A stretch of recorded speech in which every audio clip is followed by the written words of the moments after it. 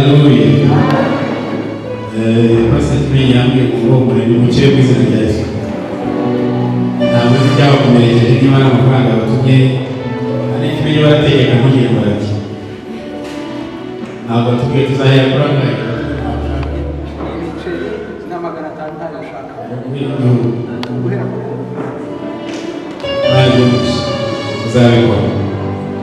Hallelujah. Hallelujah.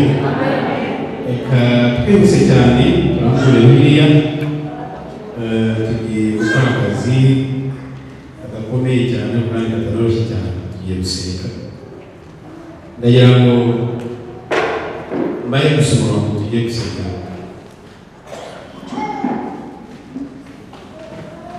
Hari ibintu nk'ibitatu bayikore ariko ibintu tsigana turafata kimwe birezerwa n'ibintu byose tubishyire mu mwanya tubikorere. Yesu nashimye cyane. Hallelujah. Tunaganira ijambo ry'Imana riri mu Bacamanza igice cya 5:7 aravuga ngo abatware b'Abisirayeli bari baracitse intege kugeza ubwo ngewe Debora nahagurutse haguruka ndi umubyeyi w'Abisirayeli. Muri uyu mugoroba ndi kumwe n'abantu bagiye guhugurwa nk'ababyeyi ba Isirayeli. Ndi kumwe n'abantu bagiye guhugurwa nk'ababyeyi ba Isirayeli kugira ngo bakure Isirayeli mu kaga. Yesu nashimye cyane. Ndi kumwe n'abantu biteguye kugira ngo bafashe ubwoko bw'Imana. Ndi kumwe n'abantu biteguye bagiye gukora ibintu bitatu. Bagiye kuba abasirikare bakarwana, bagiye kuba abacamanza kandi bagiye kuba abahanuzi. Debora yabaye ibintu yakoze ibintu bitatu. Yesu nashimye cyane. Yabaye umucamanza w'Isirayeli, yabaye umusirikare twasomye kare ahantu ni igice cya 8 aho yabwiye umujenerali ko Baraka ngo najye kurwana. Baraka aravuga ngo ntabwo najya tutajyana. Umugabo umujenerali umurwanyi ukomeye yagakwiye ku rugamba atajyanye n'umugore witwa Debora. Yesu nashimye cyane. Hano twega ko Imana igiye gukora igihe physical strength yari imbaraga z'umuntu aho ugiye ufite umutima wizeye kandi wishaka. Yesu nashimye cyane. Umuntu wese wizeye wejeje umutima we Imana yakoresha. Abwira umujenerali no gufata ingabo ujye kurwana. Undi aramubwira ngo ndakurahiye nuza tukajyana rero ariko ntutagenda sibe ugenda.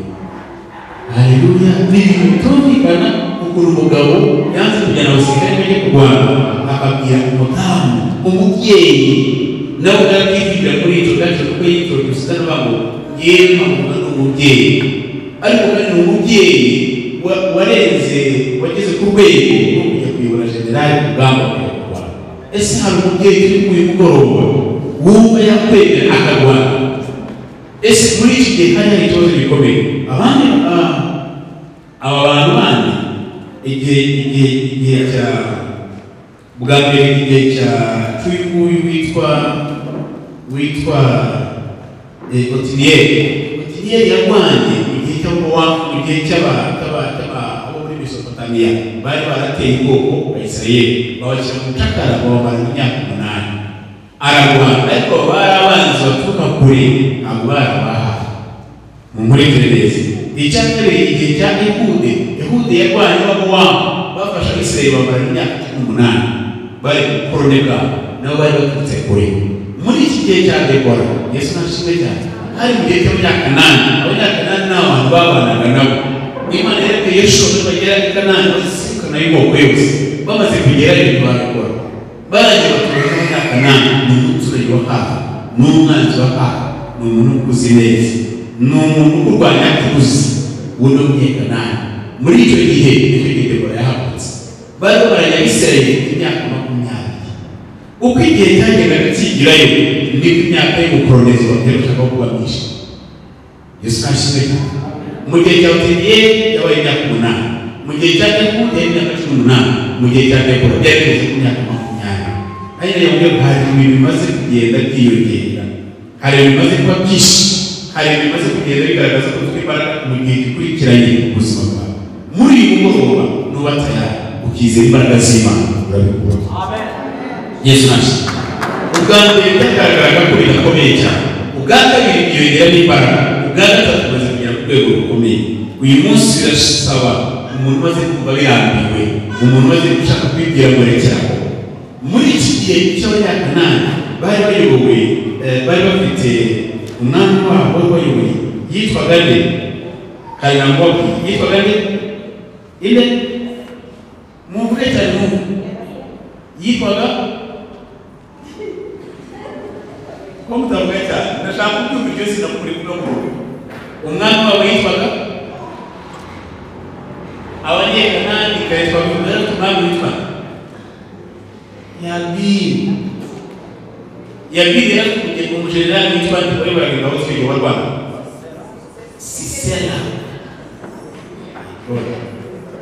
Yabiri yari umujenerali witwa Sisera w'Isira niwe yohereza n'inka niwe wakomandinga n'akajya ku Rwanda Yabiri nawe yari afite ingabo z'Isira y'umujenerali witwa Sisera iyo zahamuka abisirayeli bagiye iyo babwira ngo muzane isoro yose mwakurikiriza muri iki gihe bakaga kuyizana babwira ko Sisera guhambuke n'inkota ye bari kuragaba bashya Sisera ni umujenerali ukomeye ni umudayimoni ukomeye uyobora igitero gitera iwanyu ni umusirikare ukomeye ni umudayimoni ukomeye cyane Satani akoresha mu gutera teritwari iwanyu mu gutera famiye iwanyu mu gutera ubuzima bwawe izo ngabo z'abadayimoni zifite umujenerali uziyoboye witwa Sisera muri uyu mugoroba urugamba tugiye kujyaho ni ukurwana n'uyu mujenerali Yesu nashimira ni uguhangana n'uyu mujenerali buriya abantu abayobozi bakomeye ndetse n'ibyo bajya ku rugamba baba bafite abajenerali bohereza bakajya kurwana kugira ngo raporo izamugereho hari igihe y'igihugu mu yambatayo yari iyoboye n'umujenerali iyo umujenerali bamukubise isasu uyoboye aho ngaho biragoye hari urugamba rwagira aho ngaho hakaba n'igihe ushakamo abandi bakagusiga urugamba rugakomera ariko akenshi hari uwo barasa muribuka igihe cy'intambara igihe cya Ethiopia n'abataliyani mu gihe barimo gukoloniza Italy mu gihe abataliyani barimo gukoloniza Ethiopia yari umujenerali witwa Defense igihe yuko igera kurwanya abataliyani arabita kompitire noneho igihe kiza kugera umaze gutwara amakuru aravuga ngo ndashaka kurangiza ikibazo cy'abataliyani ku buryo batazongera kubura akora akantu k'ubwenge abwira abantu bamuri ngo mugende mutware igihugu cy'igihuha mugende mubabwire ko napfuye ko ibari bari ku rwego bajya gutera aho twamusanga ntabwo bitumarira bakaza kugenda babashyira kuri bwa ngo mende yacu iyo nkuru abatari bayumvise barababwiraho umwambaro w'abana bari batunesha yacu uwatuza gufata ikiruhuko yacu barangije bamaze kwambara baza ku rugamba baza kujya gusanga ingabo zanyanyagiye zapfushe umujenerali baravuga ngo niba tubaza cyakwishe kuko kwishwe ni umubwire n'inzoka yandiye igihe bari turi mu ishyamba muri ya pushi zacu n'inzoka yandiye irapfa birivangana muri bwa ngo inzoka yamuriye yapfa abandi barabyumva baza biruka kuba ari umushinga jenerali yapfa kumbi yari yateguye kubatera amushira igitero bakwiye icyo gihe icyo cyabaye cyane ntabwo bakoze umuntu witwa jenerali uyoboye ukomeye cyane Yesu nashaka muri uyu mugoroba ndashaka dutera jenerali witwa Sisera uyu uyobora abadayimoni bahora iwawe buri munsi bahora iwawe buri mugoroba bahora iwawe mu gihe cyose igihe cyose ugiye bamenya ngo wamaze kwisetinga neza Sisera arakubaye kuki Imana iducisha ku bihe nk'ibi ngibi Imana yemera ko uyu jenerali witwa Sisera ateye ubuzima bwawe ku mpande ebyiri iya mbere Imana ishaka kuzuza kwizera kwawe Imana ishaka kwesira kwizera kwawe ni gute uyu muntu anyizera kugira ngo Imana ijye kwizera ikohereza urugamba rukomeye gusa icya kabiri Imana ishaka kureba uyubaha faith and obedience iyi Imana iri gutera yohereza intambara ku buzima bwawe ibiri ishaka ibintu bibiri nta cyagatatu cyo kukubabaza kuko kurira kwawe ntacyo bimarira Imana irashaka kureba kwizera icya kabiri irashaka kureba kuyubaha muri izo ntambara muri ibyo bigeragezo urayubaha urayizera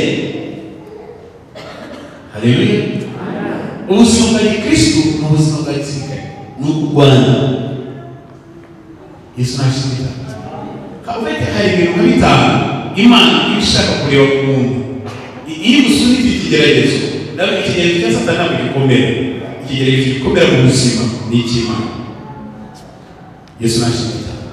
Ikigeragezo cya Satani ntabwo gikomera mu buzima cyoroha cyane. None se niba Uwiteka ari iruhande rwanjye, umwanzi wanjye ni ntushobora kumurwanya kandi Imana irwanya uzakomera. Ikigeragezo gikomera ni icy'Imana. Imana iri kugerageza yewe irakuvunagura, irakuvuguta kugeza impamvu zigushize.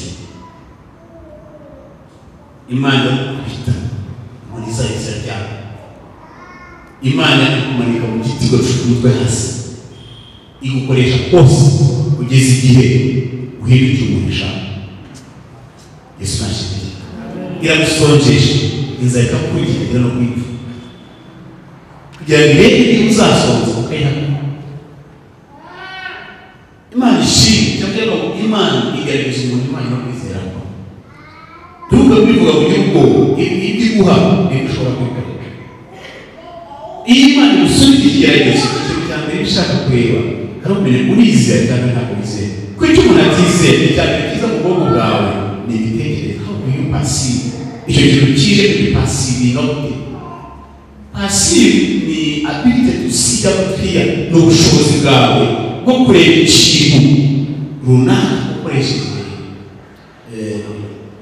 ibyiyumviro n'ibitekerezo byawe ukoresha amaso. Ko muhuye n'iki kibazo habaye iki, ako kanya n'igitekerezo ubu nonaha usohotse hanze ugakubitana n'ukuri guteye ubwoba n'iki kiza mu mutwe wawe baranganyije bari barabigambiriye kuva kera babigezeho. Ako kanya ikikubayeho uzwi turasibarira mu bantu. Ntiwaje gutekereza niba ari Imana, ntiwaje gutekereza niba ari cya gihuru cyangwa se kirimo gushya kimurebuza kugira ngo ajye kwitegereza igihuru ntabwo ari Imana ivugisha. Ako kanya ubirwa amanere rwawe. Icyaka Imana ishaka muri wowe ibishaka kureba ko se niba agiye gutekereza ko ari ibyo bayazana w'iki kibazo wewe, niba agiye gutekereza ko ari gutekereza ikibazo. Aha niho abakorera benshi tubwira ako kanya Satani yakubwira ngo umuntu ari gufite ikibazo n'ubwishimo ni kanaka ukiruka uvuga bakanaka Satani akureba yisengera cyangwa se Imana ikureba isengera abambara cyangwa umwana uri muranshakira mu bantu. Niyo ndakurebeza ngo tuvugane uri kwanga mu bantu. Imana ishaka ko ako kanya mbere yo kureba abantu banza ushaka Imana mbere yo gushaka kubatera ikibazo. Yesu nashimye. Ikibazo kizahoraho ariko mbere yo kujya gushaka uwaguteye ikibazo banza ushaka Imana wumve ikivuga kuri icyo kibazo. Imitima yacu ikanyira bigenze bitiwe ni runaka ni kana ni kana buriya ni kana ni runaka ni bakana ni baruna uko yukanga muri baruna bakana ndakurahiye ntabwo uzigera ubona umwana wo gutekereza gushaka Imana urakurahiye. Icya gatatu Imana ishaka kureba ese aratekereza ko ari ibyo wakemura icyo kibazo. Yesu nashimye. Aratekereza ko ari ibyo wakemura icyo kibazo. Ako kanya bikwandira ni kanaka na kanaka buriya kanaka yafasha kanaka yafasha runaka yafasha kanaka yafasha kanaka yafasha ugaha telefoni zikuhamagara ntibazitabe uyu nawe yagiye kunyitaba ugahamagara uyu nawe aranze uyu nawe arabuze ako gahe kabaho. Buri muntu wese aramugerera. Iyi puresha yo kwibaza ngo nijya gukiranuka kandi bihumbi bijya bigora n'akwata Imana ndayizera kandi urongera ariko kandi izi niba wizera Imana ishobora byose yikoreza urugendo rwawe bibugiwe. Haleluya, haleluya. Abakozi basi Imana bazi gusenga Imana ushobora kuzigera umenya ibihe by'umubabaro kubera utabibona babihishe mu cyumba cyabo cy'amasengesho. Birakubita kandi atijemo Imana akiri yose kanaka n'abandi bayishobora we nkayo yamara kuyimana uraseka unarije kureba n'ubishe ko habayo uyu nta kibazo cyakemutse kandi iyo Imana ishimwe n'ukuri cyakemutse gute nizeye ko Imana iri bugikemure narigize ko cyarangiye ngewe cyamaze kurangira ni wowe ugisigara ngo nizeye Imana ishobora byose yamaze kukirangiza Yesu nusenga Imana utizeye imbaraga zayo urashyushya sare ngo twice kujya mu cyo cy'ibyigisho nusenga Imana wizeye imbaraga zayo uzabona imbaraga zayo. Haleluya. Icyaka Imana ishaka ni ikisu cya gatanu kandi irashaka kuri ese uyu uruhare rwe n'uruhi muri iki kibazo umukemukire iki kibazo uruhare rwe n'uruhi ibyo bintu bitanu n'ubifata bizagufasha mu buzima bwo gusenga. Icya mbere imitekerereze yanjye mu kibazo kigeze imbere. Icya kabiri uwo ntekereza ko ari nyirabayazana w'ikibazo igihe kigeze imbere. Icya gatatu niyo ntekereza ko yakemura iki kibazo igihe kigeze imbere. Icya kane ese ndizera uyu nguyu ntekereza ko yakemura ndizera ubushobozi bwe n'imbaraga ze. Icya gatanu ni iki nakora kugira ngo icyo kibazo kibe. Ibyo bintu bitanu nubifata bizagufasha. Ugeze ku kazi mu gitondo usanzwe wari kwirukana biranditse ku meza ako kanya utekereza iki? Niko wahita nkazi cyangwa kivuga ngo niba ntekereza ko nyirabayazana w'iki kibazo ndabizi n'akana kayamara yanyanga niwo wakoze kugira ngo ayibare. Ako kanya kivuganiye ku muntu ugiye gucuruza ugiye gucukura. Icya gatatu haleluya toro y'Imana aho satani twici naho kura amaso kubantu wikuba kabana n'abantu n'uwo satani azindutse ko satani yitije Petero Yesu amenya ngo kunyuma satani yaragiye kuvana mukande kandi uweza kusikiritora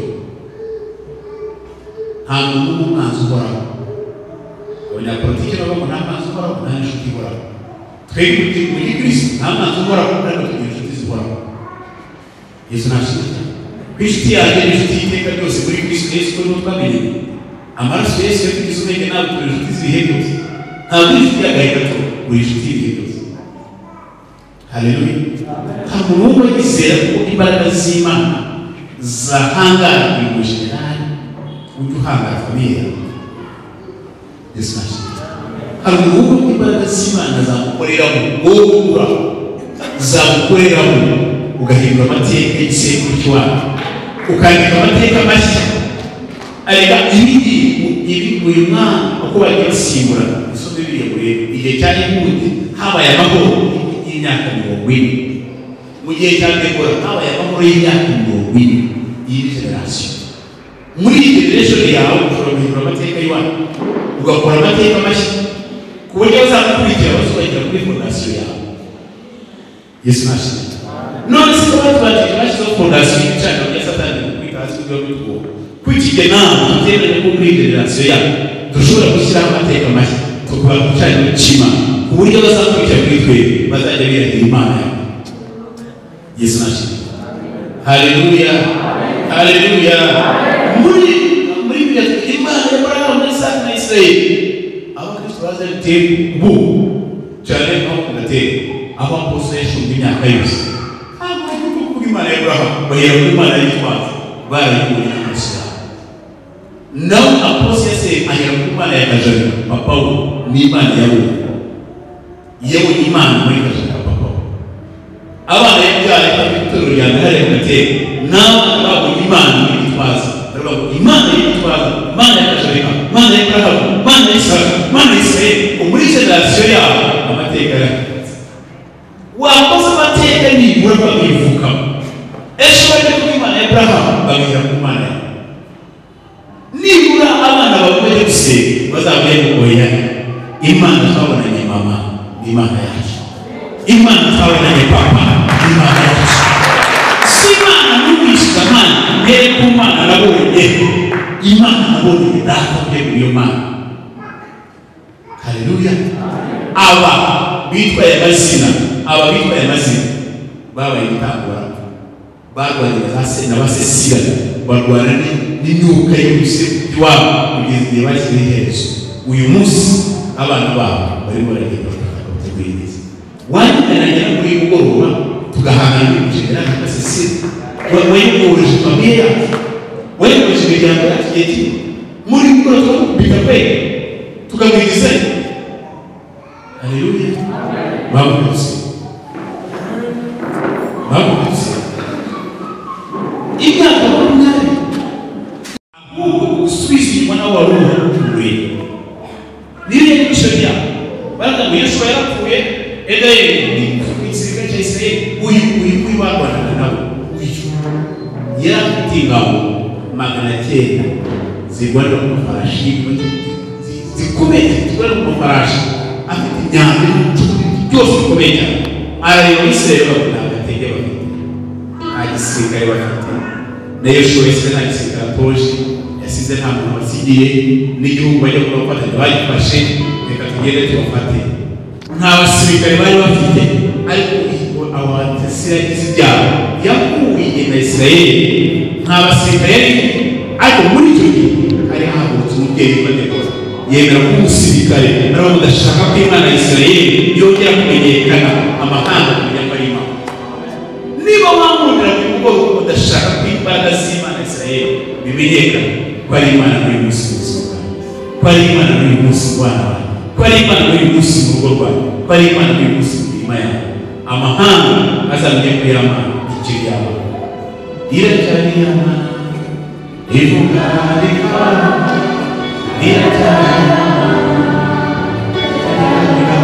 sincere urabyizera iracyari Imana ivuga bikaba iracyari Imana itegeka bigakomera wakwemera buri mugoroba igategeka ibyawe nawe Yesu nashimwe.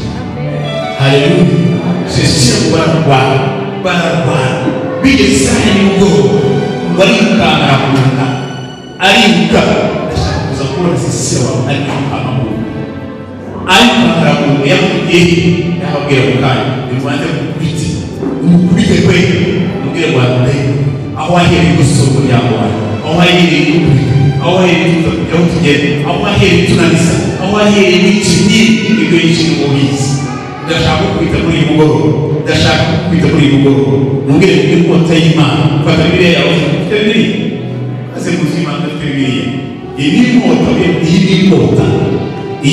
mubwire ko ndaje nabwiye guhangana ubwo dufite Bibiliya sisi muri gukoresha urakoresha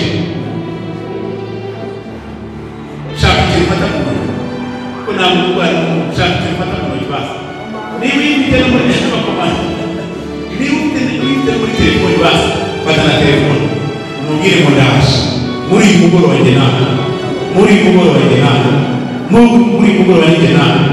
umubwire mumureba umubwire mumureba ko adahari umubwire musesi uri umujenerali uyu musesi kukwereka jenerali ukurenze uyu munsi ndaje kukwereka ko hari Imana muri Isirayeli kukwereka ko hari Imana muri Zayoni kukwereka ko hari Imana mu rugo rwawe kukwereka ko hari Imana muri njye uyu mugoroba jenerali kukwiyereka umenye Zaburi ya gusenga data mu izina rya Yesu. Imana nyiribihe, Imana nyirubasha, Imana nyirubushobozi, Imana nyirikumenya, Imana nyirimbaraga, Imana nyirubutware, Imana nyiribyose, uri jenerali mukuru, uri nyir'ingabo, uri nyir'ingabo mwami. Umunsi umwe umugaragu wawe Gehazi yabonye ingabo za Siriya agira ubwoba yikajya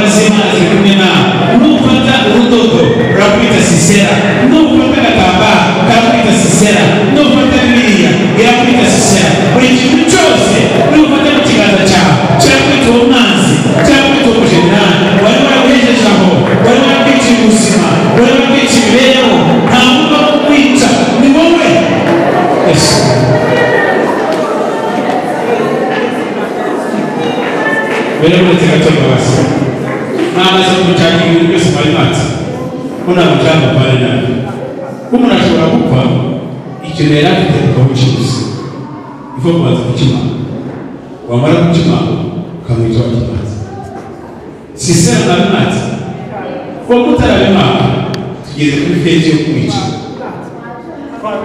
mwamaze kwimanga mwamaze kwimanga urukundo byagenze sisera urugamba rw'utuzi ingabo zibishize bariruka arahuka agenda yiruka yahuriye kwanda ngo urugamba rwitwaga Yayeli amubonye aza yiruka kugishabisha yera amubona arabatika kuzisha ibyo yakoreye Isirayeli ndabizi umutima arabatika kuba Imana kuba aramubwira ngo ngwino mwishi aramutwara ngo amushyira mu ihema rye amaze kumugezaho aramubwira ngo fungurira rero muri uyu mugoroba hari umuntu Imana igiye gukoresha ntabwo uzamara ntabwo wari ufite na kontakitize ntabwo wari uzi n'ahantu utuye ariko agiye kwica Sisera agiye gukora ibisubizo bitekereza mu buzima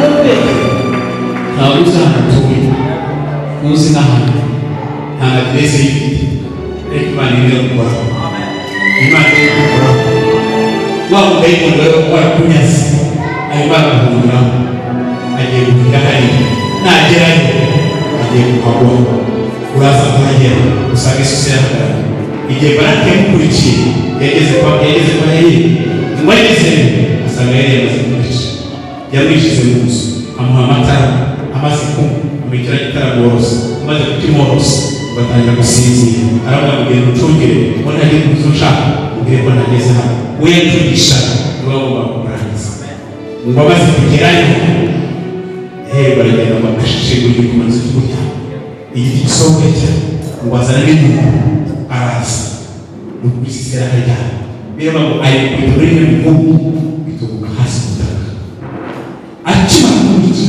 amaze akanya agiye kubona ngo barake wa mukomando rero tugiye kujya ku rugamba akarinda guhamagara Debora ngo bajyane aho gajiruka aramaze kumugeza kandi ngwino mwere udere byarangiye muri uyu mugoroba Imana ikugeza ahantu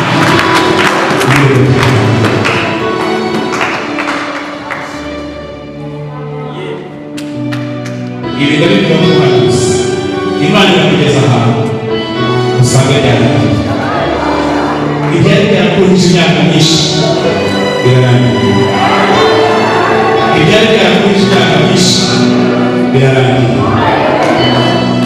Imana ikoze ikintu gikomeye utigeze kumenya utamuzi hari ikintu gitangaje kuri Yayeli umugabo we yase aramukorana n'ingabo za Sisera mu ibanga ariko umugore ntabwo yemeranya nawe niyo mpamvu Imana ijya gukiza Isirayeli yakoresheje umugabo adahari iyo umugabo ahantu wene turabyarire hari abantu begeranya ahantu bamwe baramwe akigiye bakurwaye uri umutima umutima wo gukiza Imana muri perfect timing yayo mu gihe cyo kuhagera kwawe uraza kuhagera ugukiza hari uwari kurwanya aba yasibye dosiye yacu kuhagera wawe ugiye muri pose uwari kurwanya agiye muri pose uwari ugukize Imana yasigaje yatangiye kurya uwo mwanya abandi bagiye kuhagera basanga ibya Sisera iyo basanga umugabo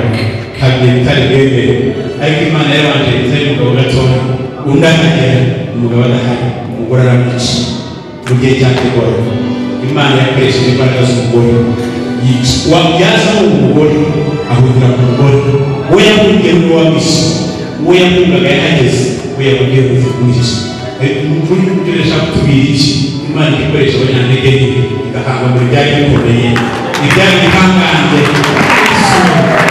si kubw'imbaraga zacu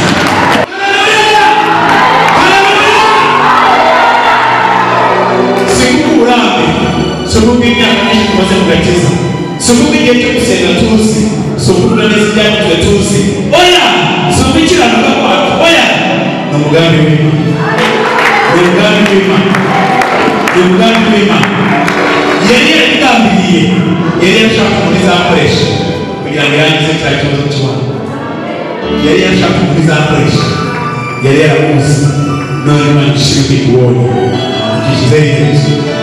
Bavuga gusenga gatanu Imana ngo tutuye dukoreshe mugoroba saa vuga mu mwami Yesu ndagushimira muri mugoroba umurebe ko kuri itangaza unyambitse imbaraga hari nziko nabona umuhesheje imirimo hari nziko nakora ibyari byarabaye karande mu bisekuru by'iwacu mu buzima bw'umuryango wacu ibyari byarashoye igisi ibyari byaraza kuvamo nari nzi ko bitazagenda nabyo byari nzi ko bitazagenda none ukoresheje yewe umunyantege nke utari umunyembaraga imbaraga zawe nizo mbaraga uyu munsi ndabimenye ko imbaraga zawe arizo mbaraga imbaraga z'abadayimoni ni ubusa imbaraga z'abarozi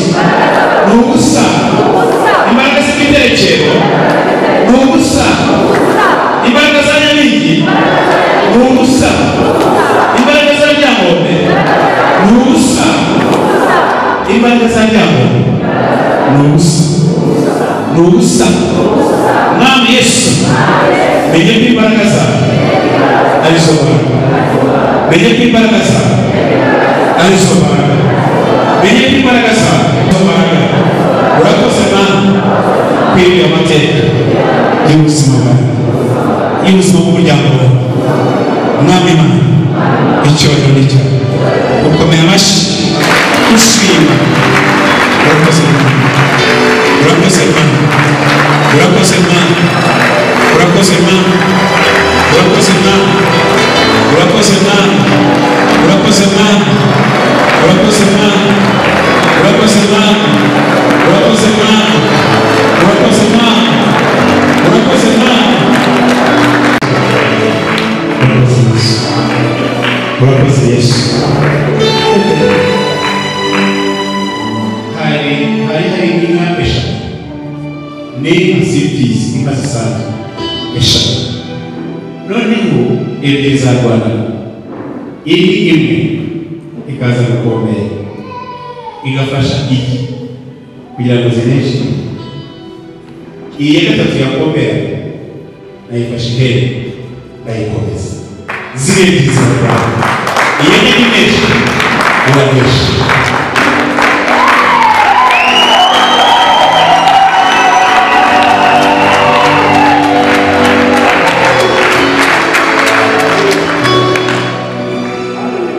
Zareshe iyi ngiye kwitwara ariko yari yaremeye zatangira kurwana. Iyi ikaza gukomera, iyi ngiye ikanesha. Yari ibaye igihe kirekire cyane. Iyi yazaga ko nabasha kubona agafi mu kanwa, iyi ngiyi nayifashe nayikomeza. Izi ebyiri zirarwana, iyi nayisibanza. Icyo ngicyo cyane abana bose utahanye n'Imana ibyamunesha babirangije. Ibyari kwiruka mu gihe kinini.